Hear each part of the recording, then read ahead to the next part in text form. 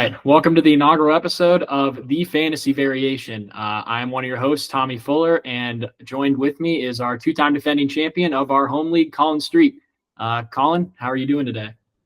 I'm good, man. I'm excited. Excited to talk fantasy football here.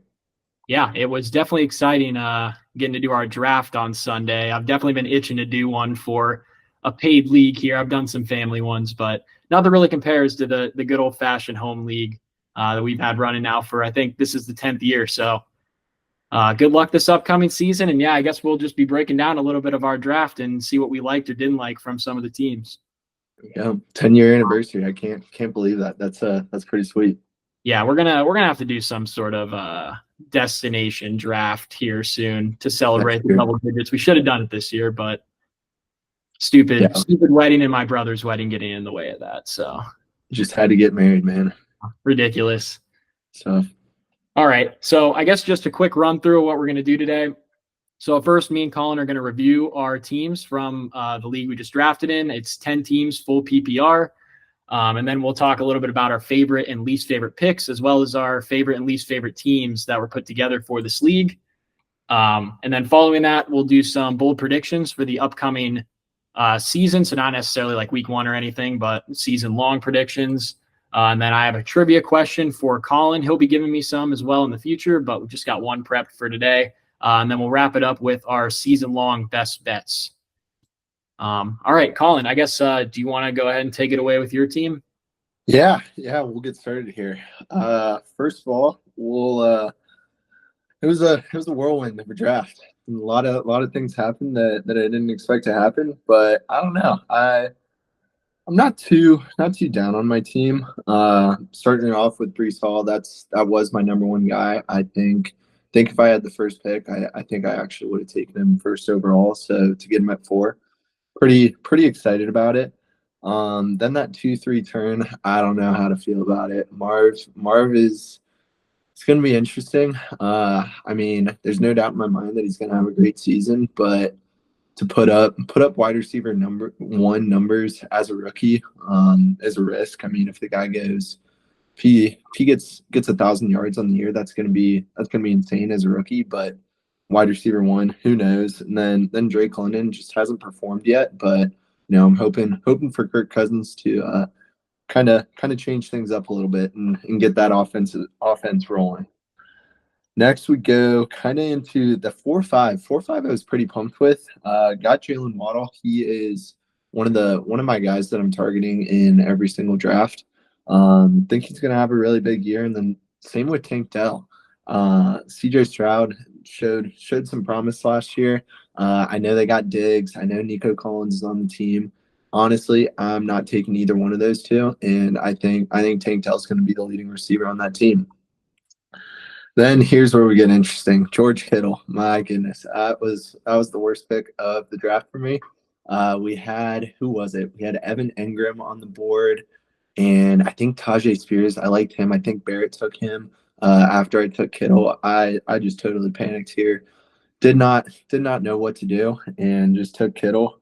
I don't know. I think he was on one of my better teams in the past, so we're gonna run it back with him.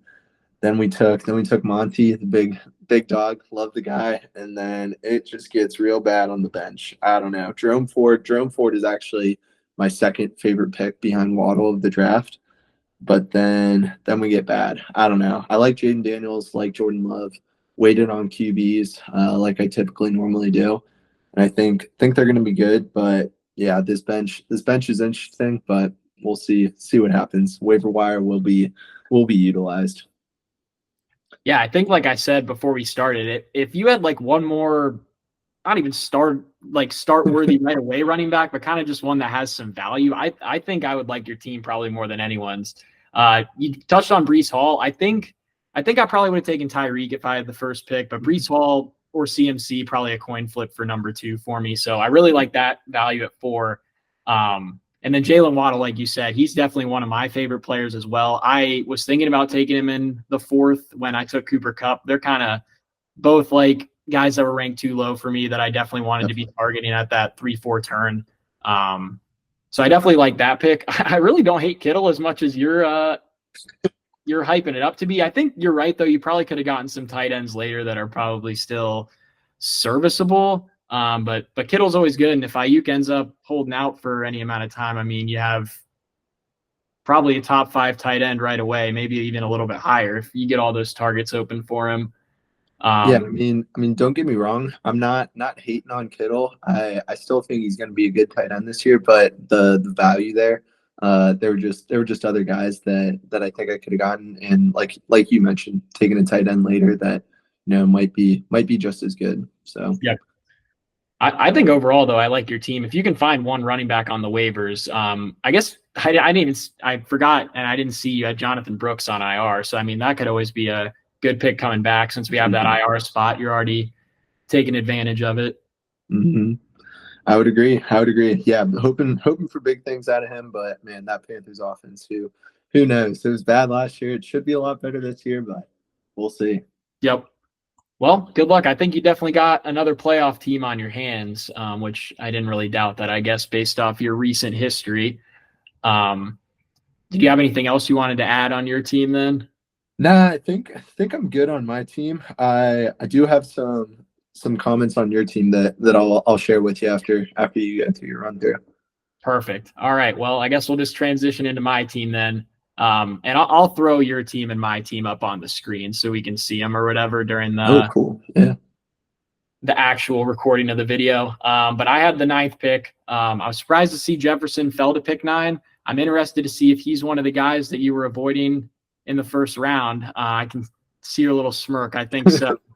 But yeah, I definitely didn't expect him to be at 9. If he wasn't there, I was probably going to take AJ Brown or Garrett Wilson. But I'd probably just rather have Jefferson. He's more of a proven talent, even if Sam Darnold is probably not the greatest quarterback in the world. Hopefully, he at least slings the rock. I don't really care if it's to the other team. I just want him taking shots down the field and Jefferson to catch a handful of them. Second round, I think, might have been probably one of the more surprising picks. Isaiah Pacheco, we'll talk about him a little bit later, but he's definitely, I'd probably label him as my guy for this upcoming year. I'll go more in depth later. I've definitely got more on him. So we'll come back to that pick. Round 3, I think the whole time, like I said, I think I was planning for Cooper Kupp and Jalen Waddle back to back on this somewhat of a turn here close to the end. But when I saw running backs kind of just flying off the board, I thought Kenneth Walker was maybe the last one left that I really liked. I didn't expect guys like Mixon and Josh Jacobs before AJ Dillon got hurt when we drafted, but I didn't expect them to be going that early. I figured I could get some lower tier running backs on the way back, but that didn't happen. So I figured to just play it safe and take Walker. Cooper Kupp in the 4th. He's one of my favorite players this year. So I don't know if there's too much to add there. Hopefully he stays healthy. And if he does, he'll be a good pick. I also couldn't believe Deebo Samuel made it to me in the 5th round. I thought that was crazy value. I thought Cole for sure, who was picking in front of me, after taking 4 running backs, I thought for sure Deebo was going to go. So I was kind of scrambling all over the board. And as soon as I saw he was still there on my pick, I think I wasted about half a second before hitting the draft button on him. Next round, I took Trey McBride as my starting tight end. I don't know if I really love it. I was kind of aiming for the Kyler Trey McBride stack, but quarterbacks and tight ends always fall in this league's draft. So I feel like I probably could have waited a little bit, but it's probably hard to complain when you have like a top 5-ish player at QB and tight end on the same team. So the Cardinals offense produces, like for Marvin Harrison for you, hopefully I'm getting a lot of fantasy points there as well. Absolutely.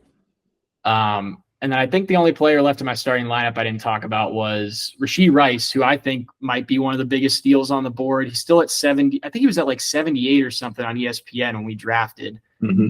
I would definitely have him a lot higher than that. I don't think I know his court date's in December. I don't know the exact date, but I don't think a suspension is going to be coming this year. So it wasn't really a concern of mine. I made sure I was going to be drafting him in the 7th round there. I didn't think anyone was going to pick him with him down at 78. So he was definitely a target for me the whole time. And then for my bench, I really just tried to get some sort of running back depth in the early bench round. So that was kind of how my team was looking. Those are my thoughts. Obviously, I'm probably not going to hate on a ton of my picks other than I wasn't thrilled about taking QB and tight end early because I tell myself every year to wait and then I don't. But yeah, it sounds like you got some big thoughts on this team. So let's hear it. Yeah, I do. Your team was close for my number one best pick, like in the league. Didn't quite make it, but I mean, this team is extremely solid. The first two picks that I absolutely loved, Kenneth Walker and Cooper Kupp at that 3-4. I grouped Walker, Kupp, and Jalen Waddle all as guys that were way too late or way too undervalued. And I was hoping to get two of those guys. I think who did I take in front of him? I don't even remember who I took in front of him, but those two picks were probably two of the best picks in the draft, in my opinion. And even Trey McBride, I know you took him early, and same goes for Kyler, honestly. Both those guys you took early, but I mean, I see both those guys as uh, killers, honestly, in this league. What was I going to say after that? Oh, so you guessed it, Justin Jefferson. He is one of my guys that I'm not going to be drafting in any league. I'm not saying he's going to be bad. No way. Like, I mean, the guy's too talented to be bad. But I look at it this way: it's like Darnold is going to piss me off so many times if I'm a Justin Jefferson owner, and if he's got a good Jefferson can still put up a good year and average like I don't know, maybe 14, but that's a disappointment, I would say, for your first round pick. And I don't know. I think there's too much risk there. And like you said, like AJ Brown and Garrett Wilson, I like both those guys over J Jeff. But Pacheco, who cares if anyone thinks you reached on him? That guy's a huge sleeper. He could easily finish as a top 5, top 3 running back, honestly, in my opinion. But your bench has some depth, a lot more than mine. Mostert is kind of a steal, mustard, however you want to say him. In my mind, I mean, that guy, who knows with Achan, I'm staying away from him. And who knows with that Dolphins backfield. So overall, great team, and I really, really like it. Perfect. Well, yeah, I think I guessed that out pretty well that Jefferson was going to be the one. Like, and I can definitely see it because I really like Garrett Wilson this year, and that's kind of who I was expecting to get at pick 9. But I had to pivot once I saw Justin Jefferson. I feel like it's just too hard to pass up on that name when he gets that far down the board. So Did Barrett pick before or after? Did Barrett have the 10th pick? yeah, he picked Brown and Wilson after I took Jefferson. I was gonna say if he was at 8, he was definitely taking Garrett Wilson. But then yeah, that 10 doesn't surprise me. He's all over Garrett Wilson, so that's funny. I was fully prepared to get an earful from him after I took Wilson at 9, but we didn't have to cross that bridge. So there we go. All right. Well, now that we've wrapped up our own teams, I guess do we want to talk about maybe our favorite and least favorite picks from other teams? Yeah. I guess kind of to start it. I mean, I kind of already gave my opinions. Walker and Kupp were two of my favorite picks of the draft, both on your teams. And then Justin Jefferson was one of the ones, like, I tried to focus on like an early one that I didn't like. And that kind of hit it for me there. I'll let you give your opinions first. Yeah, I guess well, like my favorite picks, I guess, or least favorite. Either one. Okay. Whatever. I feel like I had a lot written down. So I like we said, like I kind of already alluded to with my team and yours. My 4 wide receivers I think I had picked out like as huge values were Kupp, Samuel, and Rice, who I obviously all picked, but obviously I'm going to pick people that I like, and then Jalen Waddle, who ended up on your team. As for running backs, as of today, after AJ Dillon's injury and being out for the year, I think Josh Jacobs was a steal at 25. I know it's still like kind of early for like an older running back, I guess, but like Joe Mixon was going in that round and Alvin Kamara didn't go much later. And I love Josh Jacobs more than both of them if AJ Dillon's going to be out. I know they just drafted Marshawn Lloyd, rookie out of USC. So he could still come in there and vulture, but I think he's been banged up. So I feel like this is definitely going to be a one-man backfield for at least a little bit going into the season on a pretty good offense. And then Najee Harris was another running back I had picked out. If I were to have passed on Kyler, I think I would have gone with him in the eighth round. I feel like just that offense is going to run the ball so much, and Jaylen Warren's already a bit banged up, so you might have some big weeks to start off the year. If you want to trade him, you probably could after. But either way, I still think they're going to run the ball a crap ton, and Najee Harris is probably going to be the one getting goal line touches and getting some receptions out of the backfield. So I really like that value. I think he ended up on Tanisha's team.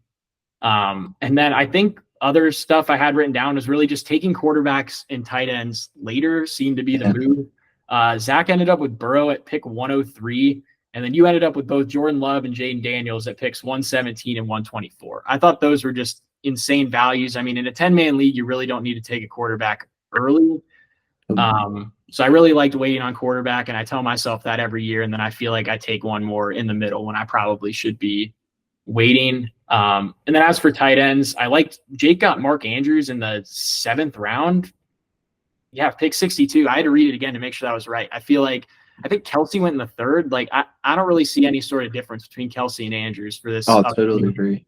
So I love that pick. And then Jake Ferguson, who ended up on my team as a backup tight end, I could not believe he was still there in round 11. So I really just couldn't resist, and I took him. Hopefully him or McBride is on the way out, but I guess I stacked McBride with Kyler, so he's probably hanging around, and Ferguson might be on his way out. That Ferguson pick would have drove me nuts if I didn't take a tight end earlier than I did. Most of my drafts, I'm like, all right, I'm gonna take Ferguson. He's going as like the 10th, maybe 11th tight end. And nothing drives me more crazy when guys who have good tight ends start drafting backups before I even have one. So no, that's a good pick. I mean, who knows? I mean, Dak, I still think Dak will, sling it 300 plus yards a game. And yeah, Ferguson's got some red zone value, and I think he'll do well overall. Yep. I agree. Some other guy, I know I wrote down so many guys. Some other guys I won't talk about, but I feel like the 7-8 turn in our draft was kind of insane for value, and that's where I took Kyler. So I feel like that's why I'm not super happy. But guys that win that range were Amari Cooper, Terry McLaurin, Deontay Johnson, Chris Godwin, and Christian Kirk. I feel like all those guys were very good values that late in the draft. So maybe this year going running back early might have been the move. You could get a lot of good receivers down at the end. So we'll see how Cole's team turns out, especially after taking 4 running backs early. See if his receivers are good enough to get him over the finish line. Yeah, I was gonna say. I mean, these running backs went way quicker than I thought, and I can't believe what'd you say that was the round 8 to 9 where you just named Terry, Deontay Johnson, Christian Kirk. Wait, who else did you name? It was late 7th, like early 8th. It was Cooper, McLaurin, Johnson, Godwin, Kirk. Yeah, both Johnson and Terry, I think are both really good value there. The Reds or Commanders, I guess. I think they're going to surprise some people. Obviously I've got Jaden Daniels, but Terry's basically the only receiver on that team at the moment. And I mean, yes, people can say he's going to get double teamed and stuff like that. I don't know. I mean, it's the NFL. They'll find guys and he'll get his targets. But one other thing that you mentioned that I was going to touch on, I forgot. Oh, one pick that I did not like. Sorry, Mr. Nichols. Patrick Mahomes, number 1 quarterback off the board. He went too early, and Mahomes isn't necessarily. I mean, he'll run the ball a little bit, but he's not necessarily a running quarterback, quote unquote. And I just thought there was zero reason to do that. Like we said, there's a lot of value in these quarterbacks late, especially in a 10-man. There's just no need for it. Your Kyler pick, I'll get to him later. I think it's a great pick, but yeah, like you probably could wait a little bit on him, but Kyler will be pretty good for you. Yeah, I sure hope so. I think I had a list here of people that I didn't like. Mahomes was the only quarterback that made the list just because just could have had Josh Allen just flat out. That's probably the only reason I did it. I don't even think the 5th round is like that early to start taking elite quarterbacks, but right. I would definitely grab Allen or Hurts before him. And I'd even say like Lamar and Richardson and Kyler. I feel like you could even argue up into a similar tier with their rushing ability. So totally. I really love the Mahomes pick. I guess just a couple other guys I didn't like. Some wide receivers I didn't really feel great about the value. Chris Olave, when it picked 15, he's just not in a good offense. I couldn't really get behind it when you could get guys like we talked about, like Cooper Kupp, Jalen Waddle, Deebo Samuel. I don't really see a gap between those 2 players. I might even take him straight up over Chris Olave. Yeah. So I don't know if I can get behind him at pick 15. And then another wide receiver I'll touch on a little later is Michael Pittman going at 25. I was gonna say, yeah. I would definitely rather have Kupp, Waddle, Samuel, and even probably Rashee Rice over him straight up, and they went way, way after.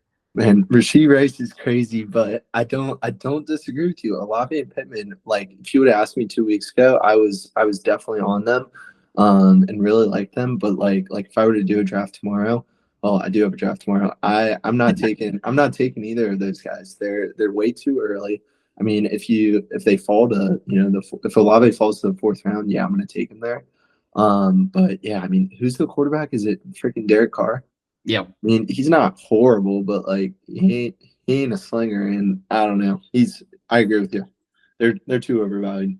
Yep.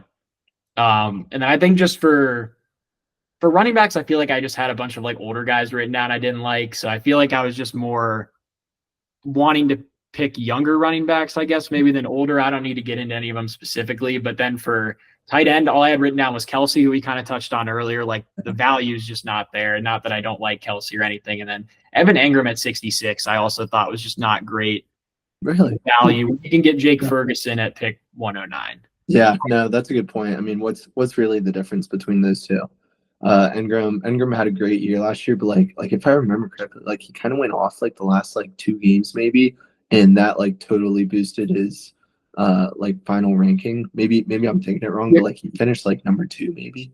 Yeah, I don't remember what he finished at. I remember it was when Christian Kirk got hurt, maybe like week 12-ish. Like after that, he started going off. Like he had a 30-some point game and I think a couple of 20-some point games. So with Christian Kirk back and they drafted Brian Thomas too, I definitely don't see myself drafting Engram really anywhere, especially if he's going in round 7. Yep. Nope. I agree with you. I was already mad at myself for taking McBride in round 6, and I would much, much rather have McBride for a 1-round surcharge. So yeah, man, Kyler McBride stack. It's gonna be good. I know you're going to talk me into liking it. I guess I like it. I just feel like there were so many good receivers on the board that I would have liked to improve my depth first. If I knew I was getting Ferguson at 109, I don't think I'd ever making that McBride pick. That's fair, and like I guess to your point too, it's kind of like sometimes I do end up taking a tight end or a quarterback when like I don't see any running backs and receivers like in that next like 15 to 20 spots that I like. It's like, okay, why not pull the trigger there? And I think you're going to be really happy with both those guys. Music to my ears. All right. I guess any other specific players you want to call out before we get into the teams? No, I don't think so. I think I'm good on mine. All right, well, take it away. Who was your favorite team from the draft? Favorite team. This is a little bold, and I think it's going to be this team. It has a lot of guys that aren't necessarily going to be too exciting, but we're going to go with Mr. 4RB system, and we're going to go with Ron. I like it because let's talk about his 2 wide receivers first. T. Higgins and Zay Flowers. Both guys, I mean, T. Higgins is obviously number 2 receiver on his team. But Zay Flowers, like he's not going to put up bad numbers. And he's got Deontay Johnson on his bench. I hate Keenan Allen. He's got Keenan Allen as his first bench guy at the moment. I don't like him. But T. Higgins, Zay Flowers, and Deontay Johnson, all 3 of those guys I really like. And I felt like there was good value. Kamara, he took, let me see where he took him at.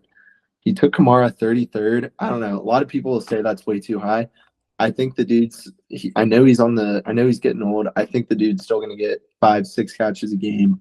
And I mean, I don't even know who their backup is. Their backup, I think it's a rookie that I maybe almost took, but the guy's going to be a workhorse still on a bad offense. They're going to be throwing the ball and dumping to him. And he's going to be good there. He's got Saquon. Saquon will be sweet. He's got the best offense that he's ever been in. And then my boy JT. Colts are going to be running the ball quite a bit. JT's going to be a workhorse.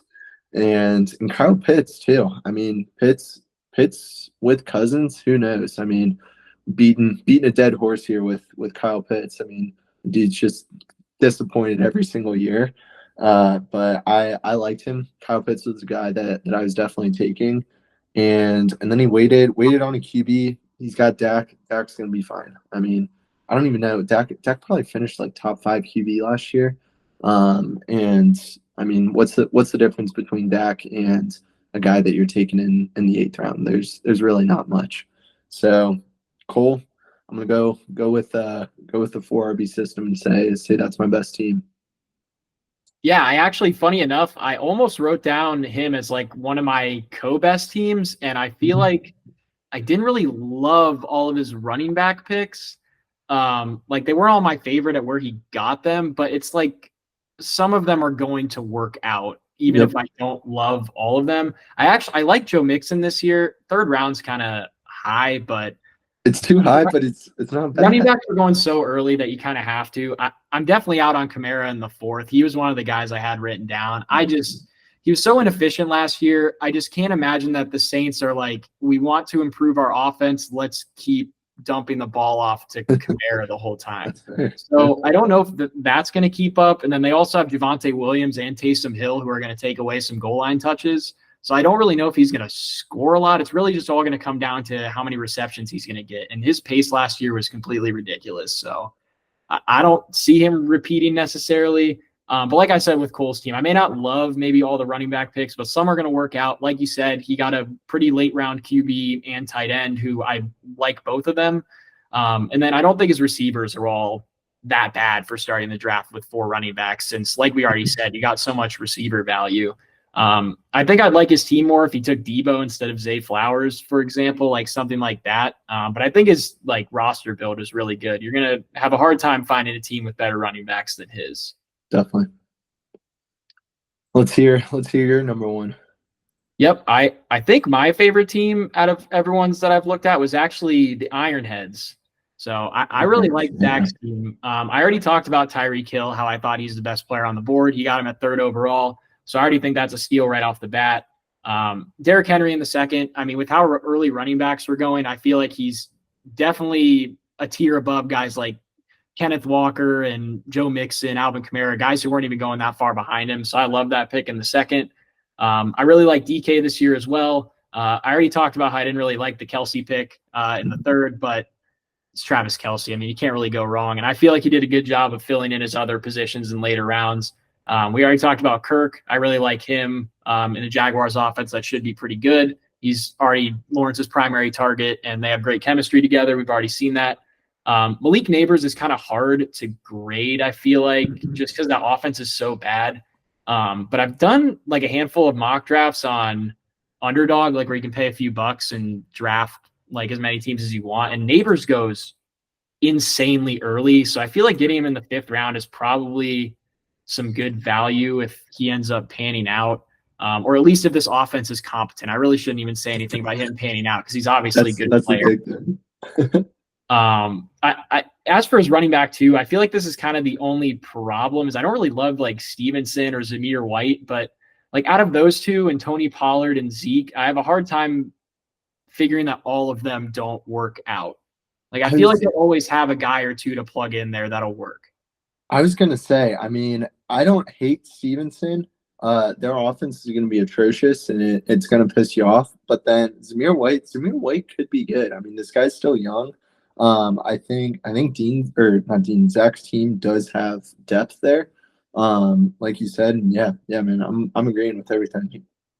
Yeah, I think the only thing I didn't talk about was quarterback, but I think I already said Joe Burrow was a great pick. Yeah. 103. So yeah, I think Zach's team is going to be pretty dangerous this year. His first year in a while, not picking like 9th or 10th. So he definitely made the most of it, I think, coming out the draft. I know he's got to be pumped with not getting that 10th pick. I don't know. I'm agreeing with you. Even I don't even know how you pronounce his name, Khalil Shakir or whatever for the Bills. Yeah. That guy. I mean, Josh Allen's gonna have to throw to somebody. I know Kincaid is probably good for a big year, but you know they got Keon Coleman, Curtis Samuel. None of these guys are studs, and Allen's gonna sling it. So that guy can pan out. But yeah, you pretty much hit it. Zach's team's pretty good. He'll probably make a stupid trade in week 6 that'll ruin his team, but he'll be pretty good. Yeah, we don't got to bring up the Fitzgerald for Thielen and CMC incident on whatever 2018. Yeah, Shakir was a good call out. I feel like I'm not looking at the benches as much, but I feel like I know both the leagues I've already drafted for before this are free, but I think I drafted him in both of them. So I definitely like Yeah, Khalil Shakir, and I feel like I heard a lot of groans when he took him when we were drafting. So seems like a lot of people are high on him. definitely, definitely. Well, All we right. will Well, see. talk about the good then. What team or teams do you think maybe didn't have the best draft? So besides my own, my worst team, and I don't know. I mean, I think it's so hard to see at the beginning of the year. Um, if I had to choose one, sorry, Mr. Nichols. I think I'm gonna go with yours. He took Mahomes way too early. I loved his ETN pick. ETN was awesome. Obviously he's got CD. CD can definitely be the number one wide receiver this year. Then like Achan, I don't know. I know a ton of people are super high on him. But I mean Mustard's not bad. Their third string rookie, like he's pretty sweet too. And I just don't love him. He's got DeAndre Swift, who I mean, I am not taking him in any single league. And then JSN, I am high on JSN, but he's got him in his starting lineup right now. I don't know. I think that's a big risk, and his bench is, to be nice, ugly, in my opinion. I don't know. It's close. Some honorable mentions were Riley and who else did I have on this list?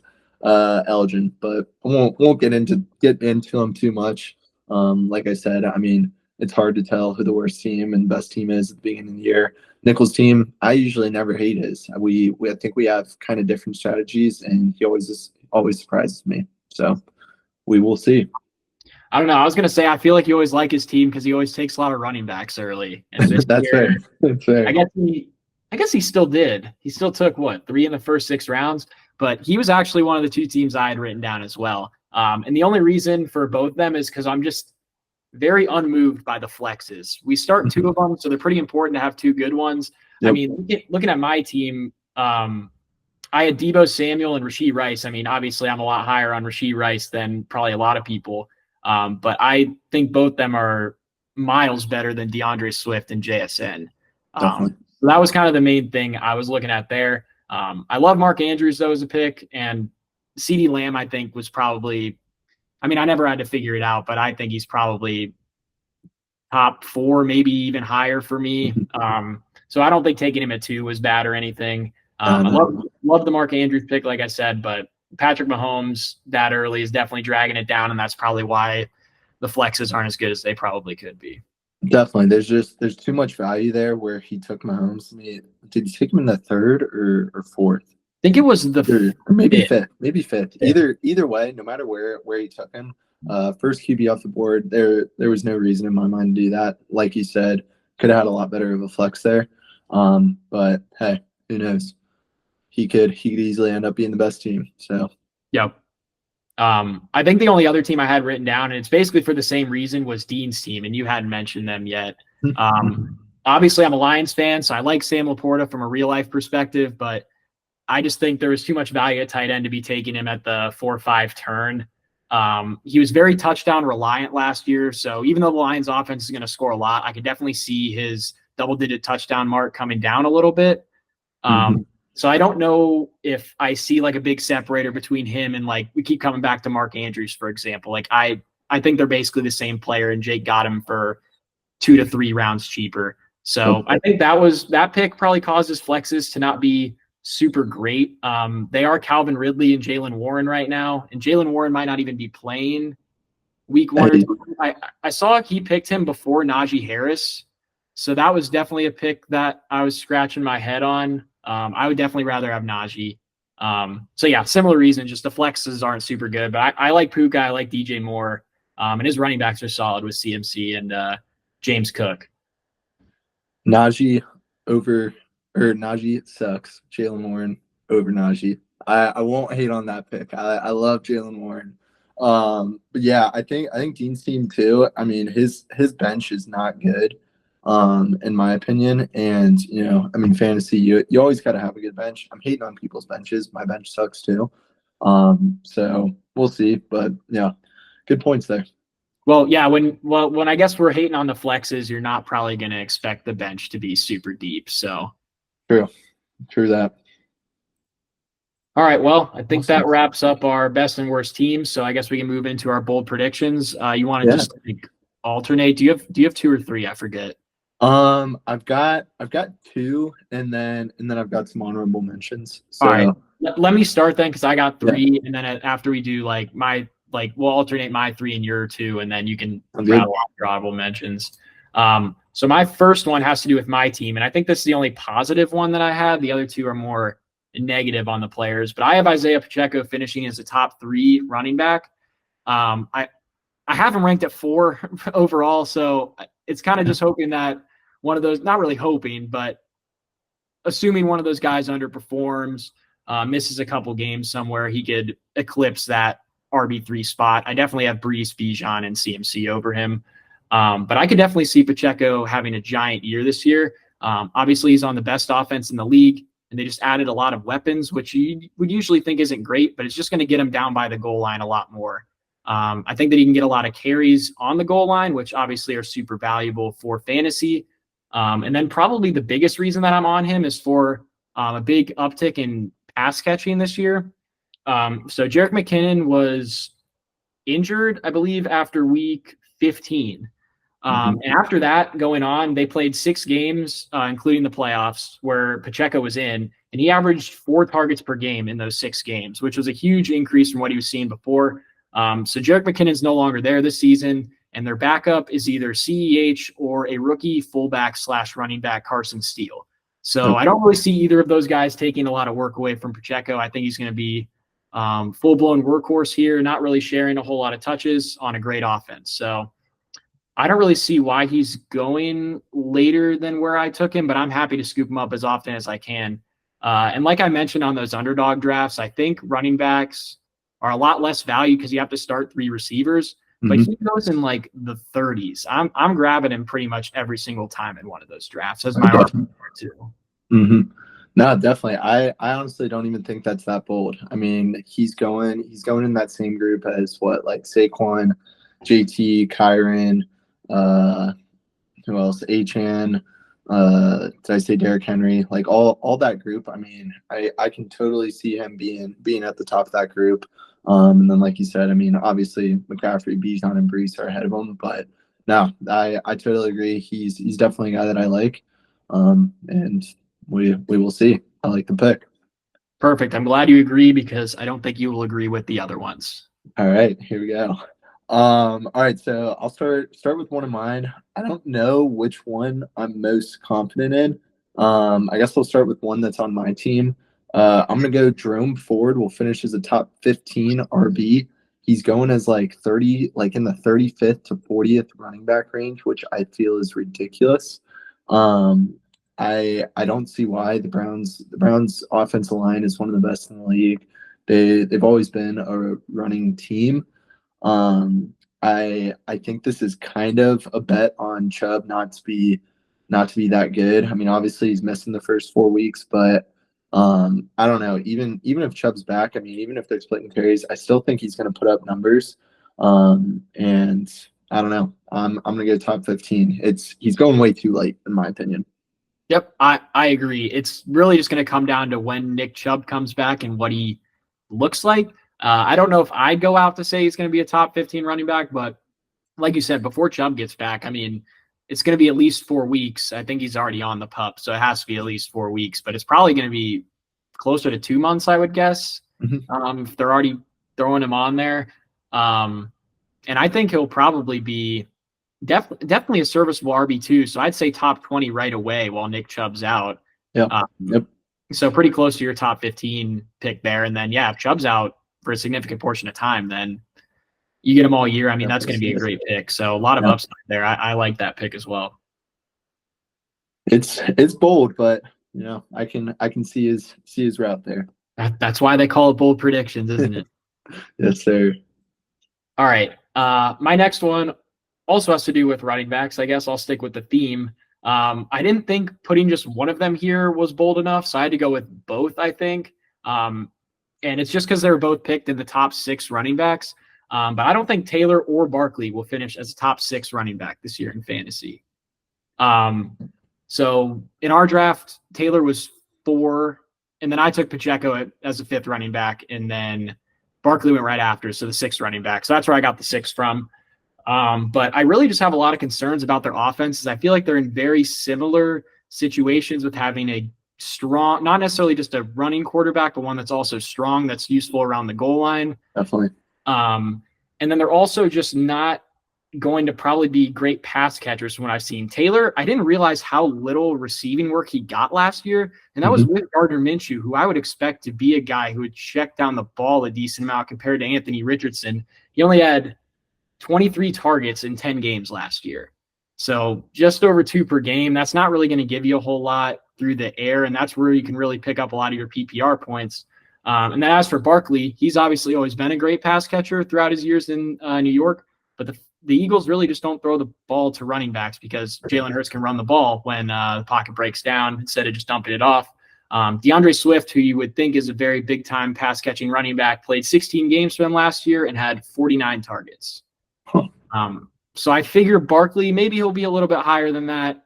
I wouldn't guess much higher than that. I still think they still have Kenneth Gainwell, who's a great pass catcher as well. I don't know if he'll steal that many touches from a guy like Saquon. And then they also drafted Will Shipley too. Could also maybe take away some of those pass catching snaps.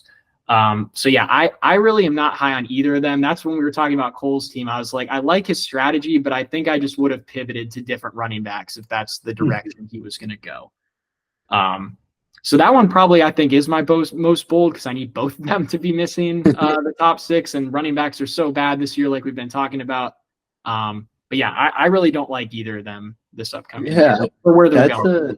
That's an interesting take. When you first said it, I was like, "Oh man, this is crazy." But I mean, it makes sense. I mean, both quarterbacks are going to steal rushing touchdowns from them. The reason I don't like it is because I mean they're both going to be workhorses on what I believe pretty solid offenses. I mean the Colts are going to be the best offense in the league, and the Eagles will be probably top 5. So I don't know. That's interesting. We'll see how it plays out, but I like it. Interesting perspective. I guess one thing I did leave out when you brought up the Colts offense is so good. One thing with Taylor too is that we don't really know how good Anthony Richardson is even yet. So his preseason game, I actually watched the last one for like the amount of time he played. The first drive looked great, and then after that, I feel like we saw a lot of what people are always worried about with Anthony Richardson. So if this offense isn't good and Shane Steichen can't get it to be as good as it probably can be, then I feel like it's going to be a really big problem for Taylor. And I guess Saquon doesn't have that issue because we know that offense is going to be good. Fair. I like it. I shouldn't say I love it, but I definitely don't hate them. I'm shitting on the Colts players, and you're like, I love it. Hey, but I mean, you make good points. All right. Well, anyways, I'm trying to decide which one I want to go with next. I'll go with this one. I don't know how bold this is. I mean, I guess it is kind of bold, but I'm going to go Tyreek and Jalen Waddle both to be top 5 wide receivers. I think it's bold because obviously they're both on the same team. But I mean, Tyreek, everyone's expecting him to be, top 2 wide receivers. So that ain't bold, but with Waddle in there too. I think Tua's gonna be slinging it, and they're gonna put up a lot of points.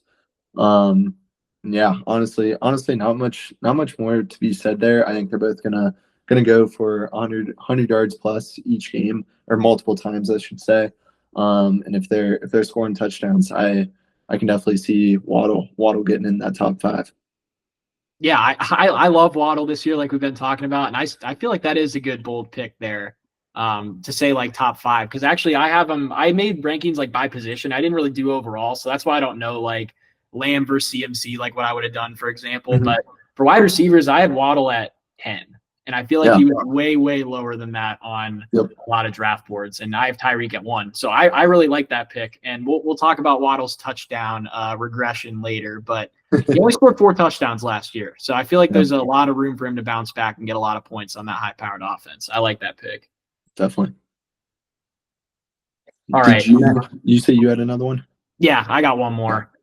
Sorry to bring up the Colts again. I feel like we've already talked about Michael Pittman. Pittman, I knew it. I didn't know like how far of a range to make it for this, to make it a bold prediction. He went at 25 overall in our draft, so I didn't feel like I had to be like that ridiculous on what he would miss. But I decided to say that Pittman won't be a wide receiver 2 in our league, so he won't finish inside the top 20. Top 20. Wide receivers. And the reason for this, I think, has a lot to do with not only Anthony Richardson, and we don't really know what this offense is going to look like. I feel like it's not really being factored in that either A, Richardson could be bad, or B, that they're just going to run the ball a ton with both Taylor and Richardson. So maybe it's not the best prediction to be predicting both Pittman and Taylor. I must just be lower on this Colts offense than a lot of people are. But also, I really like the other receivers on the Colts. I think Josh Downs is a really good player. I know he might miss a week or two with his high ankle sprain, but I feel like when he comes back, he's a super solid slot receiver for them. And then I really like Adonai Mitchell too. I feel like he's looked good in all one of the preseason games I watched, which was really all I needed to see, that him and Richardson were connecting well and he was getting open and stuff like that, even if it's against backups. Seems like he'll be playing and on the field. He seems like he was a good prospect. So I really like the talent around him. And I feel like there's just a lot of mouths to feed on an offense that I'm kind of scared about, to be taking a receiver like that, especially in the 3rd round. I thought that was definitely a reach there. And I mean, I would have taken probably, I don't know if I should bring up Rashee Rice again, but I would have definitely taken Debo over him. And I got him in the 5th. So, yeah. I guess a couple points. Don't forget about my boy from Cincinnati, Alec Pierce. He'll be fighting for those targets too. Yeah, I'm going to mention all the good receivers. But nah, I mean, it's not crazy, but I don't think Pittman's gonna, have those 30-point games that, CD and Tyreek will. But I think he's good for 14 points a week. He's not going to have many weeks over 22, but he's not going to have many weeks under 10, in my opinion. So I think he kind of stays right in that maybe 15th range. But I don't know. It's a good take. We'll see what happens. Don't sleep on the Colts though. Yeah, sorry to be hating on the Colts. I'm not really. I don't think they'll be bad. I just don't know what the offense is going to look like. That's fair. Even if it is good, how they're going to spread it out. That's fair. Well, since we're on the Colts, let me share another hot take. I'm going to call it. Maybe not hot take, bold take. But if, and the big question is if both these guys stay healthy, Richardson and Kyler, top 3 quarterbacks. I think their rushing potential is ridiculous. They're not. I think Richardson will live up to the hype. Granted, he will get hurt and he will get concussed, just with the way that he runs the ball. But if both these guys stay healthy, they both got weapons. They both got offenses that I think the Cardinals' offense will be significantly better than it was, and people will think. I mean, obviously it was horrible last year, but anyways, that's one of mine. I'll rattle off a couple others. I think Patrick Mahomes will finish outside the top 10 quarterbacks. That is, I guess I'll just say that's pretty bold considering he went number 1 in our league. I mean, if you had to pick a quarterback for your NFL team, you're going to go with Mahomes. But fantasy wise, I think there's way too many running quarterbacks this year that will get you a lot of fantasy points that way. And Mahomes is still going to put up numbers. He's still great on your fantasy team, but I just think he's going to fall outside, that 8 to 10 range. So I'm going to go bold and say he's not going to finish in the top 10. Yeah, that one definitely is bold. I don't know if I put him that far back, but I think we were already talking earlier. Like, I might just take Kyler and Richardson and Lamar just straight up over him. So I could definitely see finishing outside the top 5. The only thing I'm worried about for top 10 is that they definitely just improved this offense a lot this offseason, bringing in both whatever you think about Worthy, I guess, as a prospect. He's still definitely a good speed threat that'll open up the middle of the field. Sure. And then also Hollywood Brown when he comes back. We already know he's been a productive receiver for how many years now in the league. So I feel like he's just got a lot of good weapons around him that he can utilize. But yeah, I don't really see him finishing inside the top 3. And if you're stipulating health is all good for every player, I don't see how Richardson doesn't finish in the top 3. I think that's the only reason I didn't Yeah. take him is because he just gets injured all the time. I don't even know if he's made it through a season since high school. I feel like I saw something like that, but he hasn't. Probably not.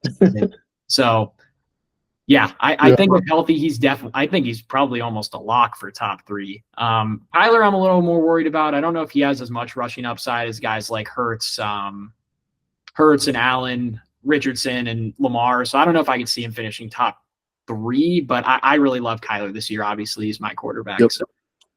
Yeah, I don't know with Kyler. I think we're just kind of forgetting what he used to be. I mean, that what should I call him? Little guy. He's gonna run all over the field. I feel like, and he's got McBride. He's got Marvin. James Conner. We haven't really talked about him. I think he's gonna be a pretty solid running back too, which kind of opens up the offense more. But I don't know. We'll see. Those are my bold takes. I was gonna say Colts won the AFC South too, but you're just shitting all over them. So I don't know. Don't know if I can say that, and it's pretty biased too. So Hey, we'll stop there. I'm not hating on the Colts. I like the Colts. I'm just worried about fantasy production from this offense. I feel like a lot of it could be going towards number 5 if he is on the field. That's fair. I'll go with it. All right. Guess any other bold predictions you wanted to add? Nope. I think I am good there. All right. So I guess that takes us over to trivia. And today's theme is going to be Colts, your favorite team. We can already see the picture in the back there. I guess first, shout out to the guys over at Nerd Sesh. That's probably the format I'm going to be filling out. I love watching their videos and listening to their podcasts. So quick shout out to them. The way I'll do it is I'll just read a question. There will be a top 10 list of some kind. And you can just rattle off answers until it's been too long and you don't want to keep guessing anymore. Awesome. Sounds good. Okay. So the question I have today is obviously the Colts quarterback history since Mr. Peyton Manning has not been very great, you would say. They've had a lot of turnover since then. Peyton Manning's last healthy season in Indianapolis was 2010. So since then, name the top 10 passing leaders for the Colts in the post-Peyton Manning era. And I will say, just to show you how low the bar is, Sam Ehlinger was 11. Whoa. All right. Well, I guess we can just start rattling off QBs then. We'll go with the GOAT, Andrew Luck. Number 1. Let's get Minshew in there. He'll be in there if Ehlinger is at 11. Number 5. Let's go Brisket. Brisket will be in there. Number 2. Let's go Phillip Rivers. Number 3. Let's go. I'm starting to blank. Hang on, let me think. Richardson can't be in there. Are you sure? No, is he? He's number 10. In 4 games. Yeah, that's why I thought the stat was so crazy. Wow. Okay. All right. So let's keep thinking. Who was? Now I'm just blanking on Colts QBs. You've definitely got 2 more up your sleeve that should be pretty easy. Yeah, I know. I'm just totally blanking.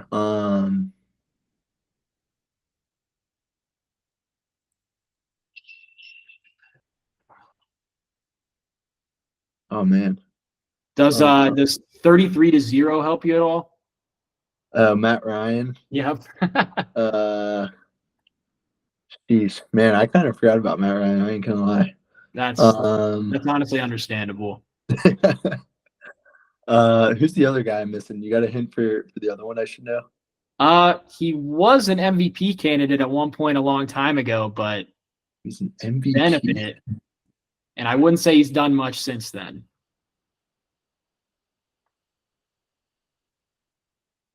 Started 1 year for the Colts 3 years ago. Oh, am I forgetting about? Oh, this is gonna drive me nuts. Well,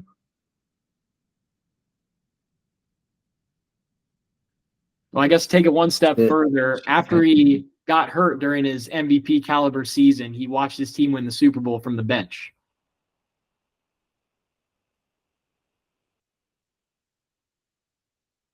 I'm totally blanking. I don't know. Who is it? Carson Wentz.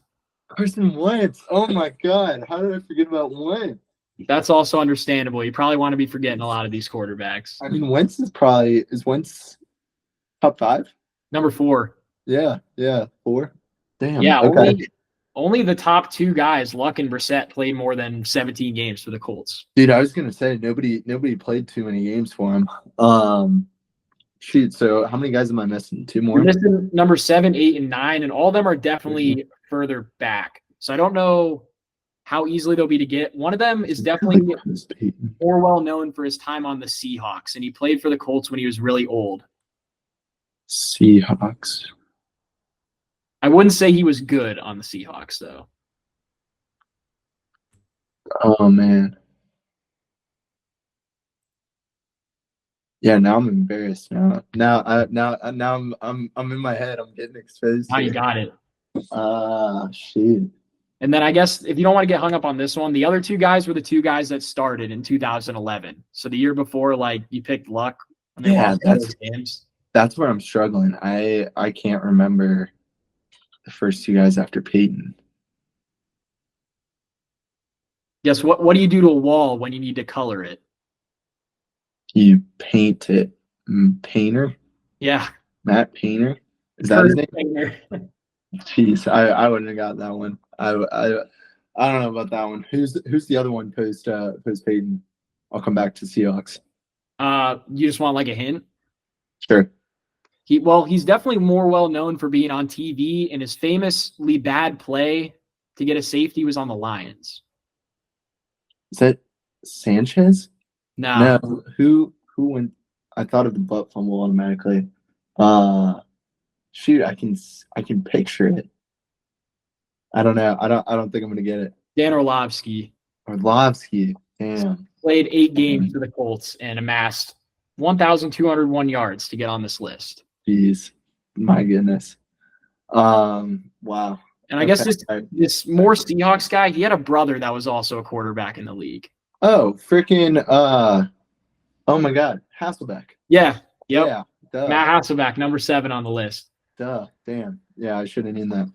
Man, that was embarrassing. I should have gotten some more. No, it was Carson Wentz. I didn't know if you get Painter or Orlovsky. I honestly didn't even know Orlovsky played for the Colts that year. I only knew about Painter, and I thought he started the whole year. Yeah. So yeah, basically just to show that the Colts quarterbacks haven't been too great, other than Luck and Peyton Manning, and they've been turning them over. They've been brutal, man. I could not believe it when I saw Anthony Richardson was on here.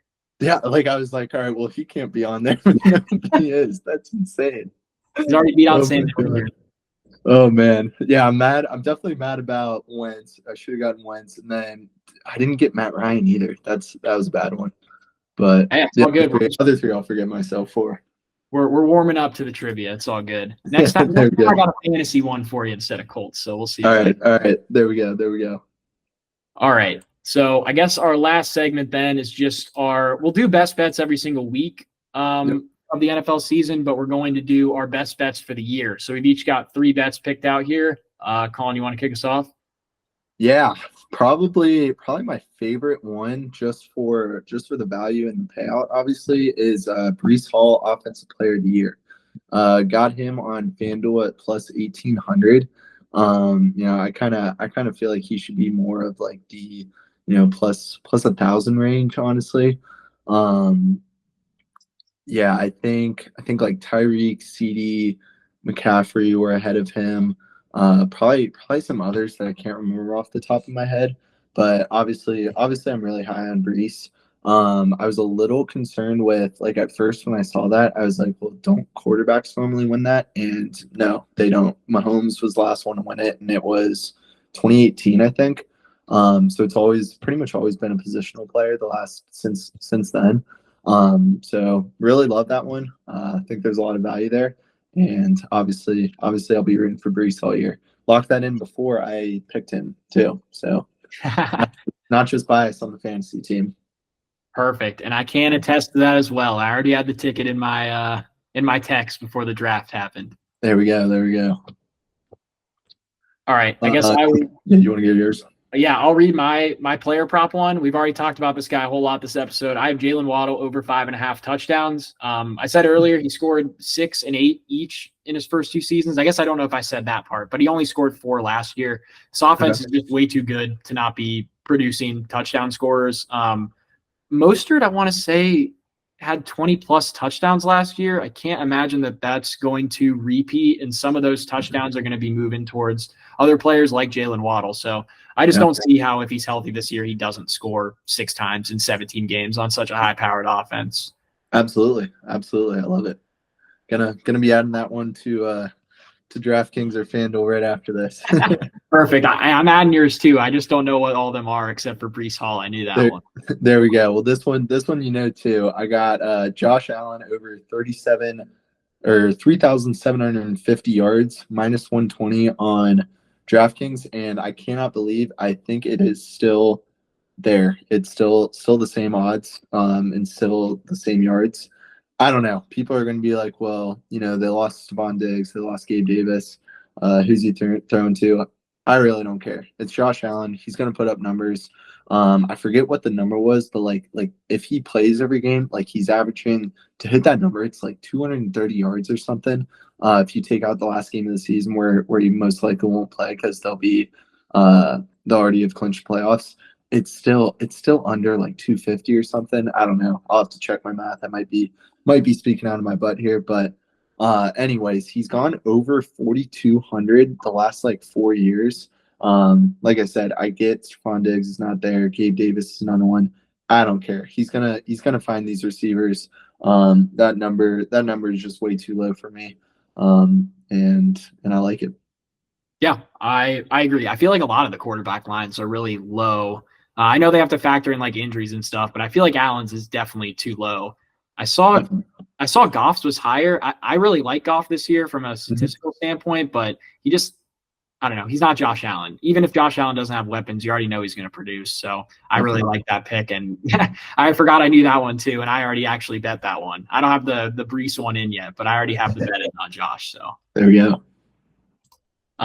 Okay. My second one is a team related one. I have the Chiefs and Eagles parlayed to both win their division at plus 134.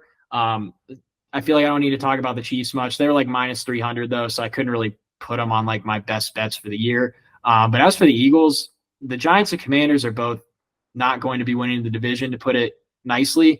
And I just don't know if the Cowboys really did anything to improve their team this offseason. So I'm not really super high on them. As they always say, if you didn't get better, probably got worse. I don't really know what they improved at. And then as for the Eagles, I know their main concern last year was definitely their secondary / linebackers. I know they used a first-round pick on Quinion Mitchell out of Toledo. I can't say I scout a lot of defensive prospects, but he seems pretty highly regarded. So hopefully he could step in and have a big role there alongside Slay. And then as for their offense, they kind of stalled out at the end of last year after they lost Shane Steichen from the year before. But they just brought in Kellen Moore. The Chargers offense hasn't been all that impressive, but I can't imagine that it's going to be worse than it was before. So I presume that they'll get things back together and they'll look more like that 10-1 team that we saw to start last year rather than the 1-6, 1-5 to finish the year last year. So I think it's a huge turnaround, and I think they're going to run away with that division. So I love value on both of them and just putting them together since they're both minus odds. Definitely. Yeah. Plus 130. I love that. Like I said, I mean, Chiefs are going to be probably the favorite to win the Super Bowl.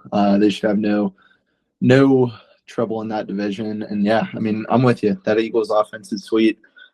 Defense, I don't know. I don't pay too much attention to defense, but I gotta imagine their defense is still pretty good. But like those picks. They have a very good defensive line. I think their secondary and linebackers probably need some work, but it should be improved from last year. Fair enough. Well, I like it. Other than that, so I do have a parlay that I did like a while ago that, looking at it now, I don't love completely, but I'll just rattle it off. Starting with the Josh Allen passing yards. Then we got Isaiah Pacheco, guy you love, over 900 rushing yards. We got Ladd McConkey over 725. We got a rookie. I mean, that Chargers offense is going to be horrible, but Herbert is a guy that nobody really talks about anymore.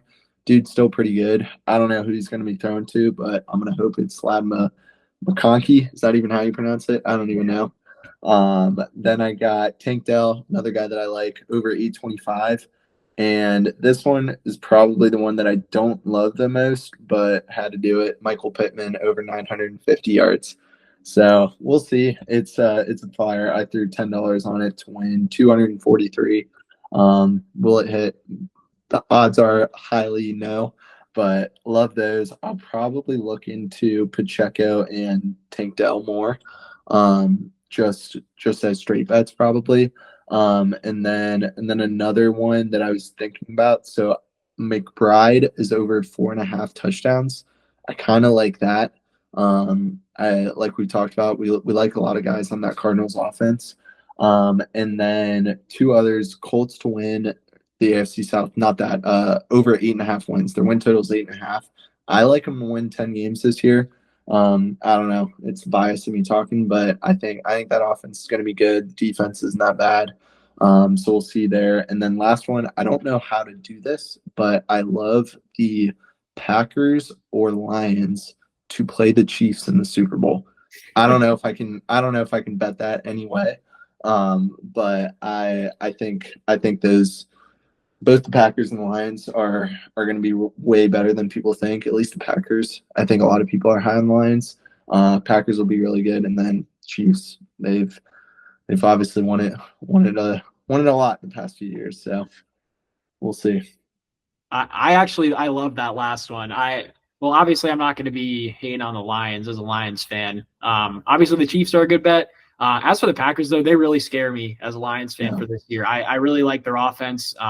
Their defense is always solid. I mean, when we played them on Thanksgiving, they held the Lions offense to, I think it was 22 points. So they definitely got a capable defense, and they have so many playmakers on offense. I could definitely see them giving us a run for our money for the division, that's for sure. It'll be a tough division. Yeah. Yeah, with the Bears too. I think they're gonna be sneaky good. Yep.